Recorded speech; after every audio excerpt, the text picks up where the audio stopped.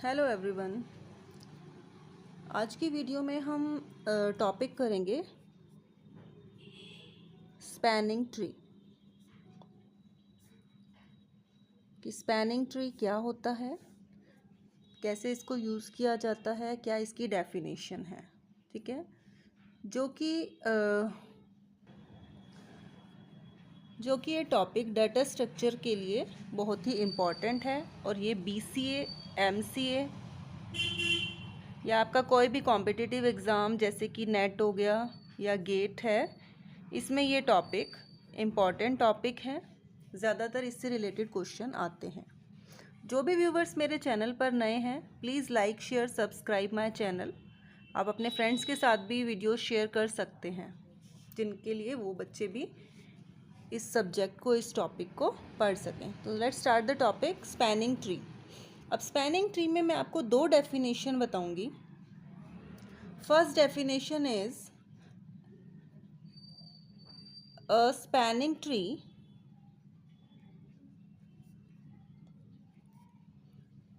of a connected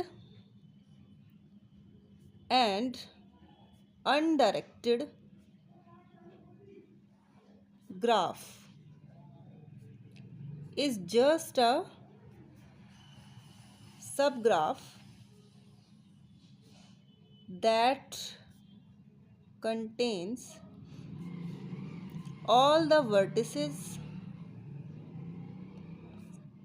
and is a tree. ठीक है, a graph may have many spanning trees.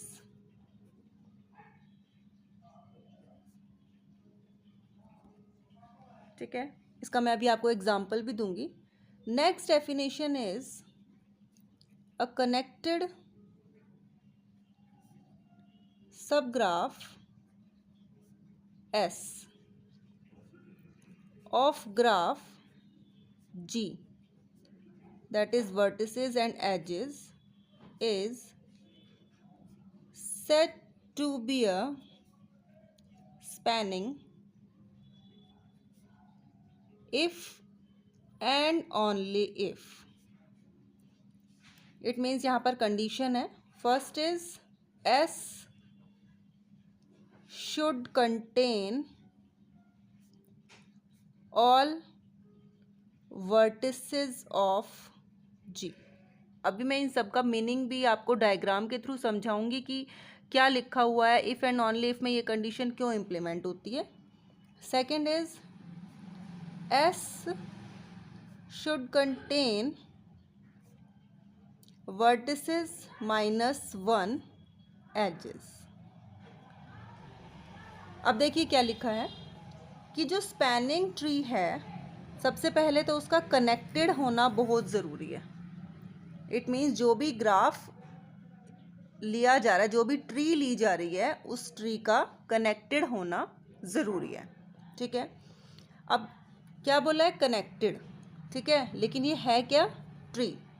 अब tree में क्या होता है, आपको पता है कि ट्री में उसमें साइकिल जो है पॉसिबल नहीं होता। इट मीन्स वो असाइक्लिक होता है। मीनिंग, फॉर एग्ज़ाम्पल कि हमारे पास 4 वर्टिसेस हैं। ठीक है, ये हमारे पास 4 वर्टिसेस हैं, तो वर्टिसेस 1, 2, 3 एंड 4। ठीक है, अब यहाँ पर एजेस कौन से हैं, 1, 2, 3 एंड 4। ये आपके पास एजेस हो गए। तो क्या साइकिल पॉसिबल है यहाँ पर, इसमें साइकिल जो है पॉसिबल नहीं होती है। यानी कि इस तरीके से ये साइकिल बन रही है, तो यहाँ पर ये साइकिल पॉसिबल नहीं होती। कनेक्टेड होना ज़रूरी होता है। अब इसमें मैं बताती हूँ कि कनेक्टेड भी कैसे होगा और आपकी साइकिल भी नहीं बनेगी। कैसे, फॉर एग्ज़ाम्पल ये है। अब इसमें आप कैसे बना सकते हो, हमने लिए 4 वर्टिसेस। 4 वर्टिसेस हैं, ये इससे कनेक्ट है, इसके साथ कनेक्ट है, इसके साथ कनेक्ट है। तो यहाँ पर चारों वर्टिसेस आपके कनेक्ट तो हैं, लेकिन कोई साइकिल नहीं बन रही है। ये यहाँ से अगर कनेक्ट होता तो साइकिल बनती। बेशक से 2 जो है 4 के साथ डायरेक्टली कनेक्टेड नहीं है, लेकिन कनेक्टेड तो है ना, 4 से 3, 3 से 1, 1 से 2।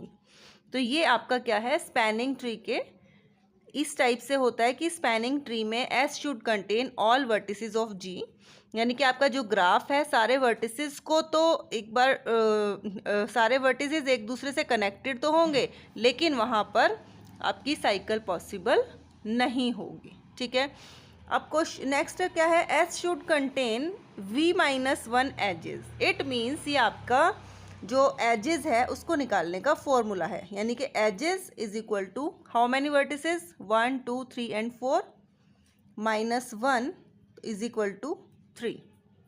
तो आप देख सकते हो 4 आपके पास वर्टिसेस हैं, एजेस कितने हुए, 1 2 एंड 3।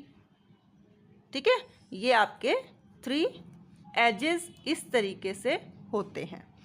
अब इस जो हमने ये वाला ग्राफ लिया है, इसके आपके कितने आप स्पैनिंग ट्री बना सकते हो। एक ऐसे बन जाएगा, ठीक है, इसको आप रोटेट कर दोगे, एक ऐसे बन जाएगा, और इसे रोटेट कर दोगे, एक ऐसे बन जाएगा।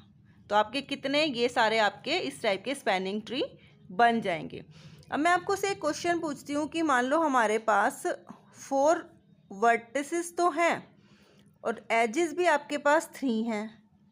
ठीक है, लेकिन 1 2 3 4, लेकिन जो 4 वाला वर्टिसेस है ये दूसरे किसी के साथ भी कनेक्टेड नहीं है, तो इसको हम स्पैनिंग ट्री में इंक्लूड नहीं करेंगे। ये आपकी स्पैनिंग ट्री नहीं बनती, क्योंकि स्पैनिंग ट्री में क्या है, सभी वर्टिसेस का कनेक्ट होना ज़रूरी है, लेकिन वहाँ पर साइकिल पॉसिबल नहीं है। लेकिन इस वाले में आपको दिख रहा है कि 4 वर्टिसेस को किसी के साथ भी कनेक्ट नहीं किया गया है। ठीक है, तो ये होता है स्पैनिंग ट्री।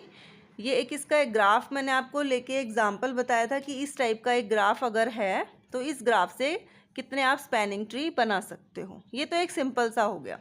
नेक्स्ट इसमें एक हम एग्जांपल लेते हैं। मान लो हमने लिया K4। K4 का मीनिंग क्या है कि आपके पास 4 वर्टिसेस हैं, ठीक है, और चारों एक दूसरे से डायरेक्टली कनेक्टेड भी हैं। ठीक है, तो अब आप इसमें, क्योंकि ये भी इतना मुश्किल नहीं है, इसमें आप फिर भी आइडिया लगा सकते हो कि कितनी स्पैनिंग ट्री आप इसमें बना सकते हो, कितनी स्पैनिंग ट्री बना सकते हो। वैसे तो इसका फॉर्मूला होता है कि अगर K4 की जगह K5 7 9 और इससे ज़्यादा भी आपसे पूछा जाए कि जितने भी कॉम्पिटिटिव एग्ज़ाम है नेट या गेट का, उसमें इस टाइप से थ्योरी से रिलेटेड ना आकर ज़्यादा इसी तरीके का आता है कि आपके पास K4 या 7 9 इतने बड़ा ग्राफ दिया हुआ है, तो उस ग्राफ से आप कितनी स्पैनिंग ट्री बना सकते हो। इसका एक फॉर्मूला होता है। अब फॉर्मूला क्या है आपका कि n की पावर n-2। n क्या है आपकी वर्टिसेस, तो वर्टिसेस कितनी है यहाँ पर 4 -2 इट मीन्स 4 की पावर 2 यानी कि 16। तो आपका अगर K4 ग्राफ है उससे आप कितनी स्पैनिंग ट्री बना सकते हो, 16। ये मैं आपको ड्रॉ करके भी दिखा सकती हूँ कि अगर आप फॉर्मूले से ना निकाल कर वैसे ड्रॉ करके बनाते कि तो कितनी स्पैनिंग ट्री आप बना सकते हो। इससे क्या है, एक तो आप ये वाली स्पैनिंग ट्री बना सकते हो, ठीक है। इस स्पैनिंग ट्री को आप चारों तरफ क्लॉकवाइज रोटेट कर दो। चारों तरफ रोटेट करोगे तो इस वाले से आप कितनी स्पैनिंग ट्री बना दोगे, 4। इसी को रोटेट करते रहेंगे तो एक ऐसे बन जाएगी, एक ऐसे बन जाएगी, इस तरीके से हो जाएगा, एक ऐसे बन जाएगी। तो जब इस वाले डायग्राम को आप रोटेट करोगे तो कितनी स्पैनिंग ट्री बना दोगे, 4। क्लियर। अब इसी में हम और क्या ले सकते हैं, मान लो हमने ले लिया इस तरीके से। ये मैं कौन से ग्राफ को देख रही हूँ, इस वाले ग्राफ को। इस ग्राफ से आपने, क्योंकि हमने स्पैनिंग ट्री बनानी है तो वहाँ पर साइकिल नहीं बननी चाहिए ना। अगर मैं इसको यहाँ से ज्वाइन कर देती हूँ तो साइकिल बन जाएगा, इधर से कर दूँगी तो साइकिल बन जाएगा। तो एक स्पैनिंग ट्री हम ये बना सकते हैं। इस स्पैनिंग ट्री को सेम इसी की तरह चारों तरफ अगर आप रोटेट कर दोगे तो 4 स्पैनिंग ट्री यहाँ से बन जाएगी। क्लियर।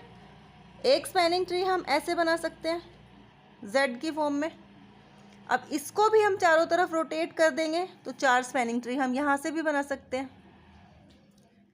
एक स्पैनिंग ट्री हम ये ऐसे क्रॉस करके बन जाएगी, ठीक है। इसको भी रोटेट करोगे तो 4 इधर से बन जाएगी, तो 4 4 4 कितना हो गया 16। ये इतना छोटा ग्राफ था जिसमें कि हम ड्रॉ करके कैलकुलेट कर सकते थे कि कितनी स्पैनिंग ट्री बन सकती है। लेकिन अगर एग्ज़ाम में आपसे इस तरीके का और भी बड़ा कोई ग्राफ बनाकर के 4 से ज़्यादा बहुत ज़्यादा बड़ा ग्राफ बनाकर पूछा जाता है कि कितनी स्पैनिंग ट्री बनेंगी, तो आप इस फॉर्मूले को यूज़ करके उतनी स्पैनिंग ट्री का यूज़ कर सकते हो। मान लो आपसे पूछा जाता है K5 का, ठीक है, कितनी स्पैनिंग ट्री बनेगी, 5 की पावर 5 - 2 यानी कि 5 की पावर 3, तो कितनी स्पैनिंग ट्री बनेगी 5 × 5 × 5 यानी कि 125। क्लियर।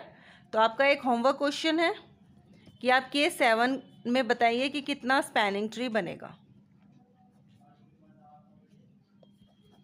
ठीक है। ये आपका होमवर्क क्वेश्चन है, आप इसका आंसर कमेंट बॉक्स में कमेंट करके बता सकते हैं। नेक्स्ट वीडियो में हम करेंगे जो स्पैनिंग ट्री है, स्पैनिंग ट्री से हम कितनी मिनिमम स्पैनिंग ट्री को फाइंड कर सकते हैं, और मिनिमम स्पैनिंग ट्री में जो है आपका बहुत ही इम्पॉर्टेंट इसके पार्ट्स हैं, इसमें एल्गोरिदम यूज़ होती है मिनिमम स्पैनिंग ट्री को फाइंड करने के लिए, जो मोस्ट इम्पॉर्टेंट है आपके कॉलेज एग्ज़ाम्स के लिए भी और आपके कॉम्पिटिटिव एग्ज़ाम के लिए भी, जिसमें आपका आता है क्रुस्कल एल्गोरिदम,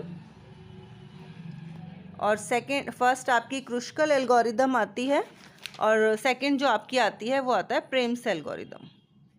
तो नेक्स्ट वीडियो में हम टॉपिक करेंगे मिनिमम स्पैनिंग ट्री, और मिनिमम स्पैनिंग ट्री में हम क्रुस्कल और प्रेम्स एल्गोरिदम को विद एग्जांपल देखेंगे कि इन्हें कैसे सॉल्व किया जाता है। Thank you so much. Please like share subscribe my channel.